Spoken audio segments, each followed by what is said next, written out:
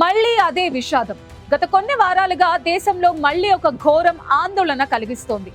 పిల్లల దగ్గు సిరప్లలో break fluid లో వాడే ప్రమాదకరమైన రసాయనం. మధ్యప్రదేశ్, రాజస్థాన్లలో 22 మంది చిన్నారుల మరణాలకు కారణమైన ఆ విషయం ఏంటి?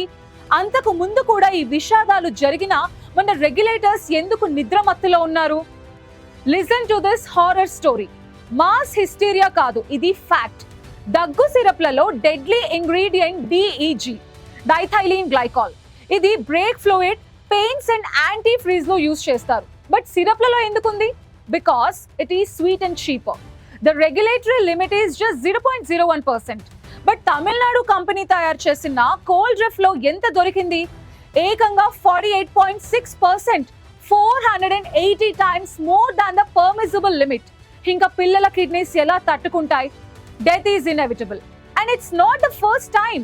1998 లో, 2022 లో గాంబియాలో అండ్ 2022 లో కామెరూన్లో. Every time the culprit is Indian made cough syrup. The biggest question is, where are our regulators? Child మరణించిన తర్వాతే ఎందుకు మేల్కొంటున్నారు? సింపుల్.